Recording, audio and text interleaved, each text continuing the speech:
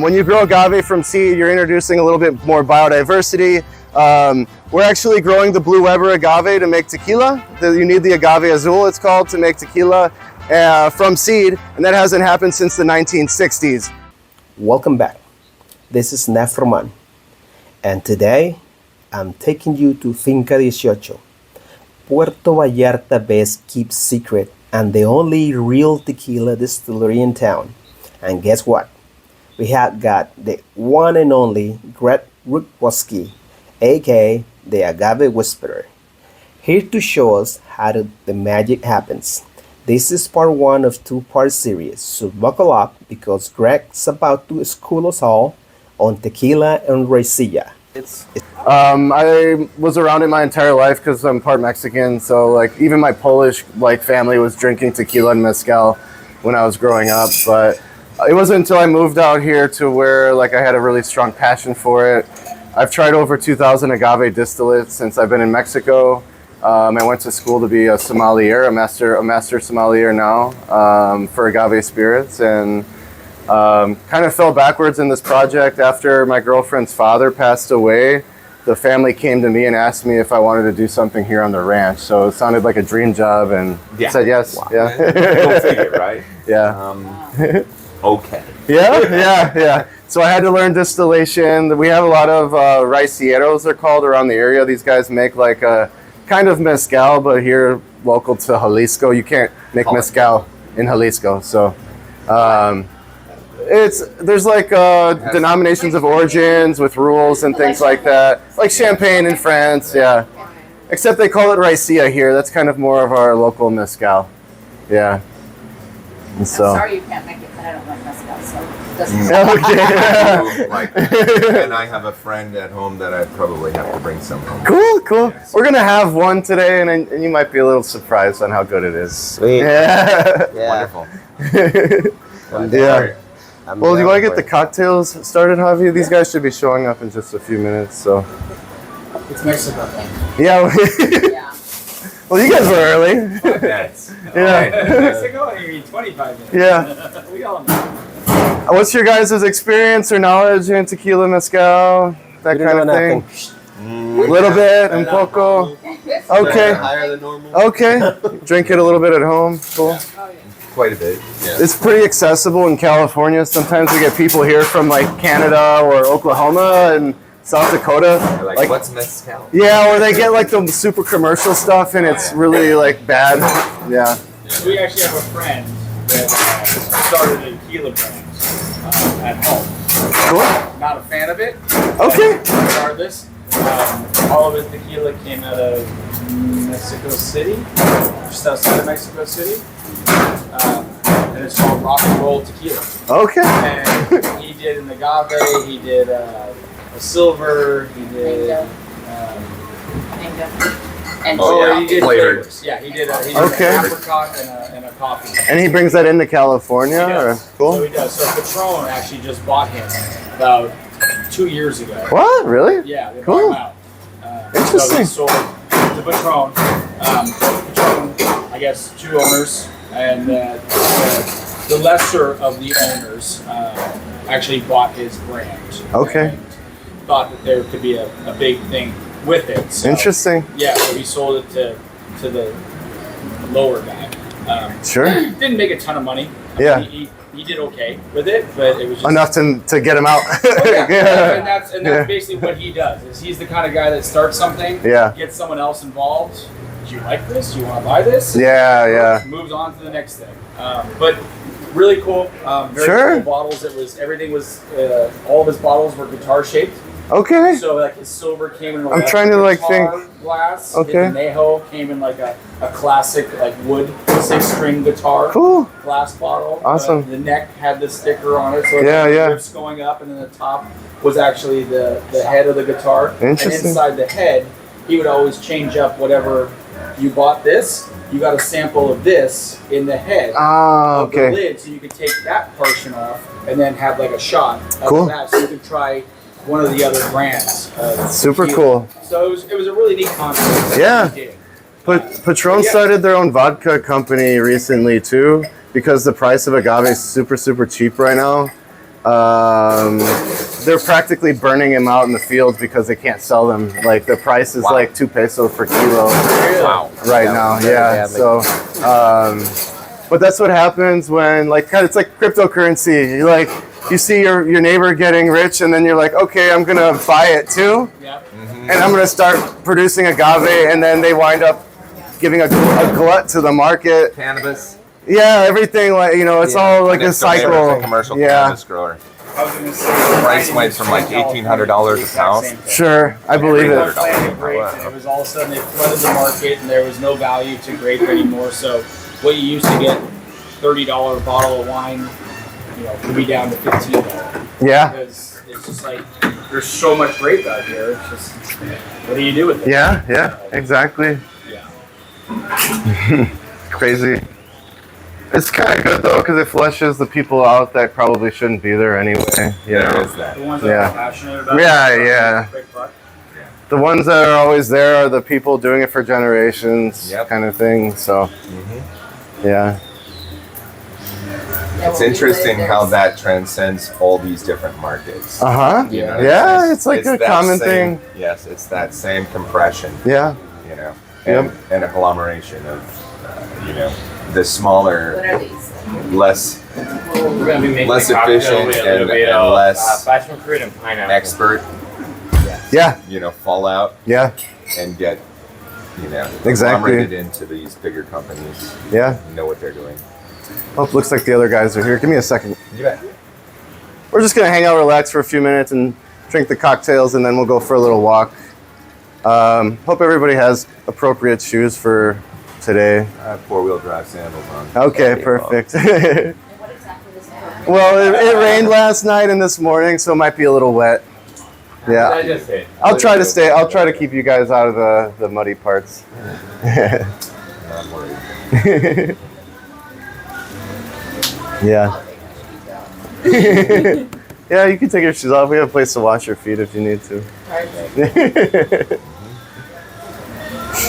How did you guys find out about us, by the way? Don't tell them. Okay. Yeah, tell them. Yeah. We've been friends for 16 years. Really? Yeah. Wow. Yeah. Awesome. And you met a girlfriend. Uh-huh. Had a boyfriend. I did. But we became friends on our And because of my tequila. wife's- and because of Because tequila. of tequila. Because he was working downtown PV, Yeah, I used to work in a little tequila store tasting. there. Oh, really? Right there Cool, by, you know where the Seahorse is in downtown? Yeah, by the of course. boardwalk, right Yeah. in the corner. There used to be a tequila store from, Okay. I don't know what's the name of it.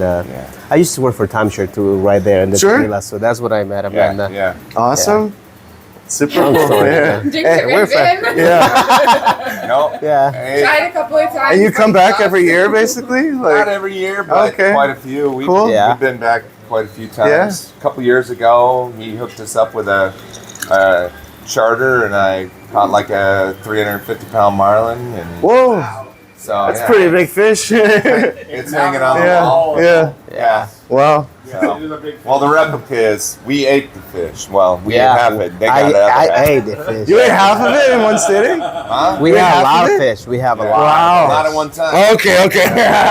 No. That's a lot of fish. All right. I usually got like, I don't know, 10, 15 kilos or something. Oh, okay. We got a lot of meat, yeah. Yeah. Yeah, at least. But in my house, the fish was like. Is this your guys' going first real time in quick. Yeah, Vallarta my too? kids did, like Awesome. a lot. Yeah, me too. Typically, when you come here, you just keep coming back every year. Into the distillery that you guys see today. And I'm originally from Chicago, and I have a Mexican and Polish background. I love agave spirits, and I'm here to share that love with you guys today. Okay? We're gonna go to the cave first, this way. Yeah.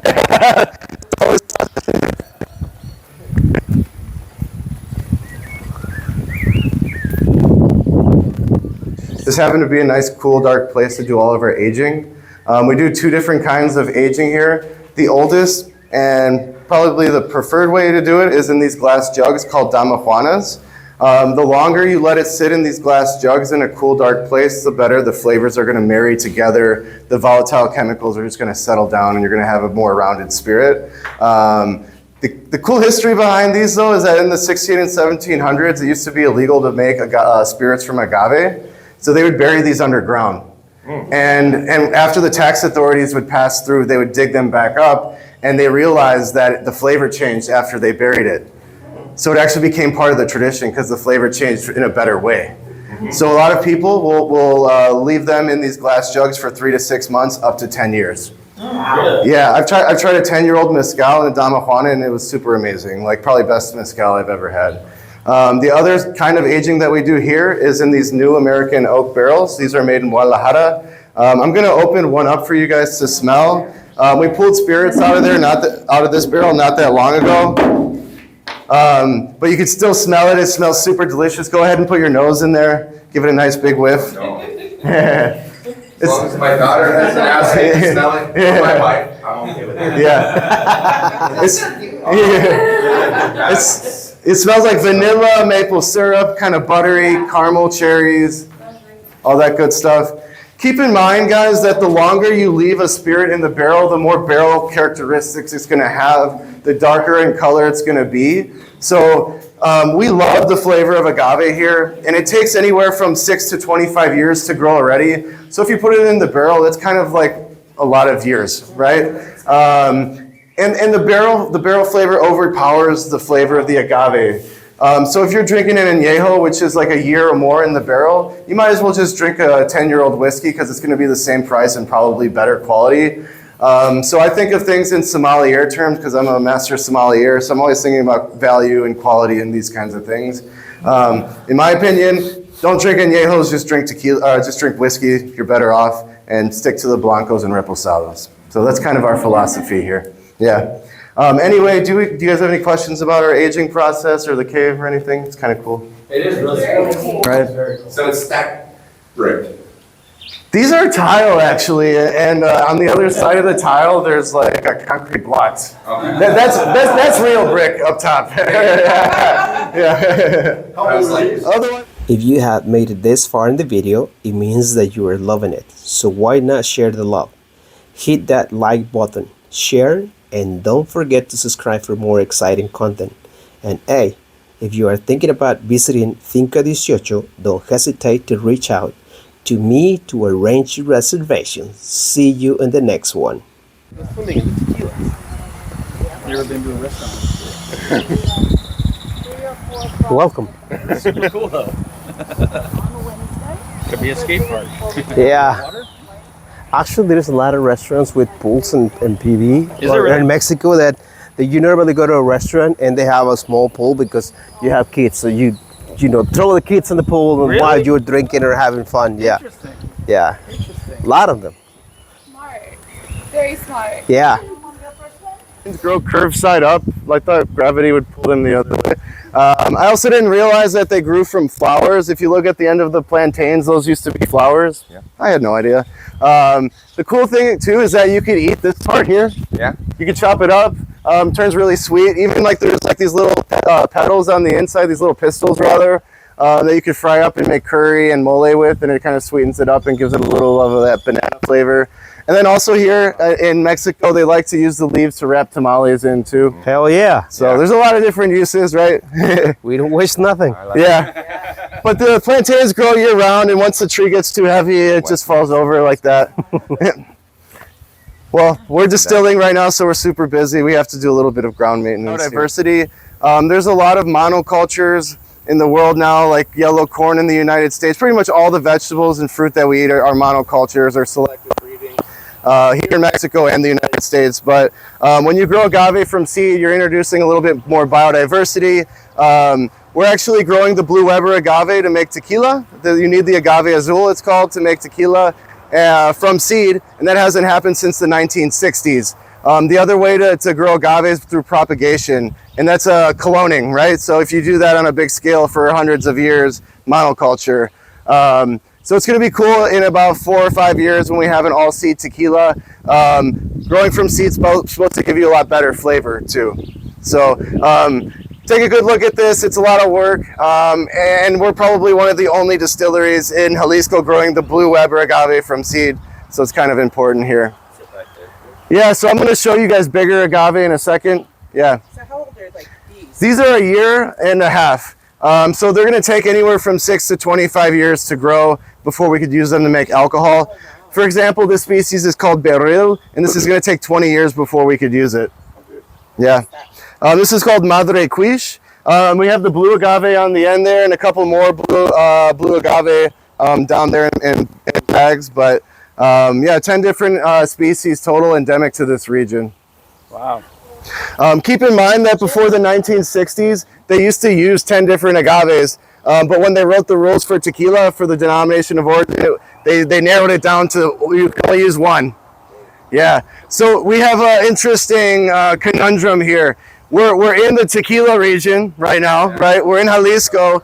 We work with certified blue web rolling over in his grave right now a little bit, but I'm sure he'd be super happy with what we did with everything too. So, but yeah, he was also a doctor who gave away a lot of his medicine and practice for free. But he loved the ranch so much, so that's why they built a chapel for him here. Some of his ashes are inside and some are with my mother-in-law still. So, yeah, this is what you get when people like you, I guess. These are only 3 years old though. So right now we have to buy all of our agave from local farmers, which is super cool. It's super generational and they have a lot of knowledge in creating sugar. Sugar is the most important thing we need. The more sugar, the better. I wanted to show you guys something real quick. If you count 1, 2, 3, 4 agaves in, you guys see these agaves at the bottom of this one? Can everybody see these smaller agave? Yeah. These are called hijuelos. These are basically babies of the mother plant. Kind of suckers. Yeah, exactly. And you can cut those off and replant them somewhere else, and it's going to grow a brand new agave. Right now there's no roots. It's just an umbilical cord connected to mom, and it's taking all its nutrients from mom. So it's a lot easier to grow these rather than from seed because you don't need to water them. But yeah, if you don't cut these off though, it's eventually going to kill mom because it's taking all its nutrients from there, right? Yeah, it's kind of really resemblance of real life. The part of the agave we use is called the piña. It's the center. It's what the leaves are connected to. It's above ground and it's a big round fibrous ball. Once it reaches full maturity, it's going to be 60 to 300 pounds in size. So right now these are only this big, but they're going to get like that big. Yeah. And we only harvest between January and August when the agave has the most sugar. In the town of Tequila, they're producing tequila year round. They're going to take whatever sugar they can get because they have to meet demand. In the United States, I think we drink like 70% of all the tequila made, something close to that number. That's all Jim. Yeah. It wasn't not. Yeah. Yeah, so does anybody have any questions? We want to do a group photo with the agave in the back. I'll be happy to take a picture if you guys want. Very cool. Cool. We can take Yeah, a simple way for everybody to understand. So the boiling point of alcohol is about 78 degrees Fahrenheit, or I don't know, 18 what? Oh, 78 degrees Celsius. I'm sorry. I was like, yeah, no, that's not right. And water is 100 degrees Celsius. And so as you heat it, the first thing that's going to come off is actually volatiles that probably you may not want because they might be shorter chain molecules that would give a funky taste. So you take the first vapor that's condensed off, and then you'll start to get the alcohol primarily. And then as the water starts to boil, the combined boiling point will start to increase until you get to close to the boiling point of water. Right, So- yeah, so... So you're concentrating the alcohol while leaving the rest. Yep. It's the act of separating alcohol from water is what you're doing. Every time you do it, you're purifying it, right? Yep. And at about 80 degrees Celsius, the alcohol vapors will rise up, pass through to the other side. We'll start collecting everything right here. This is a cold water chamber. I was just going to ask what's in. Yeah, cold water chamber where the vapors recondense back into a liquid. As Don said, over time, you get a lot of different alcohols throughout the distillation process. Some you don't want to use, some will make you sick or give you bad hangovers, that kind of thing. So on the second distillations, what we do is our cuts. There's 3 different cuts you have to make: the heads, hearts, and tails. We do that in a variety of different ways. The cool thing about agave spirits, though, is that you don't have to cut heads. Agave has a really, alcohol. yeah. With whiskey and rum, it creates more aldehydes and methanol. With agave spirits, they call it like a healthier alcohol because it doesn't create as much of these properties. There is some traces, but not enough to fail a chemical test. Yeah. So some of these guys will mix some of the heads back into their distillation to get a little bit higher proof and to even get different flavor. Yeah. The aldehydes can convert eventually to acids and combine with the alcohols and make esters, which give you the fruit smells. Yeah, yeah, and you get a lot of different flavor that way. Yep, exactly. I'm going to take you guys to our section. It's not too bad, right? No, it's not bad. Yeah, Alberto's from the Mezcal producing area, the Mezcal Mecca, and it's the state of Oaxaca. And they do a lot of sugarcane alcohol in his town too, which is super cool. What he's doing is he's taking the fiber out of the still. One thing unique about us is that we ferment and distill with the fiber to get more flavor. It's just a lot more work, ton of work. He's been cleaning both stills all morning, and it's really hot too. Estás muy sudado, Yeah. Oh, it's okay. Okay. So my city is more hot here. Yeah. Okay. 50 Well, grados. I guess he's Yeah. used to hotter environments. Yeah. When we distill with fiber, we have to go really slow so we don't burn the pot, right? So you have to go super, super slow. For that bigger still, it's going to take about 14 hours. With this smaller still, 6 hours. When you go slow too, the more vapor the more more copper that the vapor touches, the more flavor you're going to get. The only other thing I want to show you guys is this still. This is a Filipino still. 400 years ago, the Filipinos came to Mexico and brought the very first distillation technology to the Americas, from North America to South America. They came here as workers to work in the mines. Anywhere there was a mining town, you would see a lot of alcohol production. Weird. Right? Yeah, and so this Filipino still... Crazy Mexicans. Yeah. That's called There's about Mexican. 2,000 producers still using this today. I'll open this up for you. The vapors will rise up. This gets filled with cold water. Mm-hmm. The vapors get condensed on the bottom here. They get dropped back down into this spoon. And then it's connected to this bamboo chute where we collect everything out of there. So this whole contraption will get put on top of this copper pot, and we'll seal it all up with the tortilla paste, the masa. You guys are going to taste one spirit that we made with this still during the tasting in a second. But does anybody have any questions? That's kind of the whole process. I already talked about it.